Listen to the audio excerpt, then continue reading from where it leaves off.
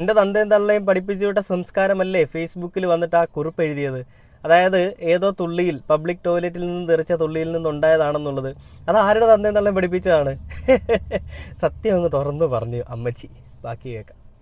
അത്രയേ ഉള്ളൂ. അല്ലാതെ ഈ തെറി ഒരാളെ തെറി വിളിക്കുക എന്ന് പറഞ്ഞാൽ ആ തെറി പറയുന്നവന് ഉളുപ്പില്ലെങ്കിൽ കേൾക്കുന്നവന് ഉളുപ്പുണ്ടാവേണ്ട ഒരു കാര്യമില്ല. കാരണം എന്താ വെച്ചാല് പച്ചത്തെറി പറയുന്നതും തോന്നിവാസങ്ങൾ പറയുന്നതും ഒക്കെ ഓരോരുത്തരുടെ സംസ്കാരം അനുസരിച്ചിട്ടാണ്.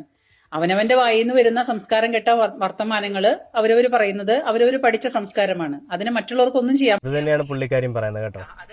നമുക്കൊന്നും തെറ്റ് പറയാൻ പറ്റില്ല. അതായത് ഈ നല്ല വിൽ പവറും നല്ല മര്യാദയും പറയുന്നവന് പറഞ്ഞാൽ പറയുന്നതേ ഓർമ്മയുണ്ടാവുള്ളൂ. മര്യാദ കെട്ട് പറഞ്ഞു കഴിഞ്ഞാൽ ഏതവന്റെ മുൻപിൽ ചെന്ന് നിന്ന് പറഞ്ഞാലും അവനപ്പ കിട്ടും, അത് ഉറപ്പാണ്. അത് എന്റെ മുന്നിൽ നിന്നായാലും ഈ പറയുന്ന തെറികളൊക്കെ എന്റെ കൺമുന്നിൽ നിന്ന് എന്റെ തൊട്ടു മുന്നിൽ നിന്നിട്ടാണ് പറഞ്ഞതെന്നുണ്ടെങ്കിൽ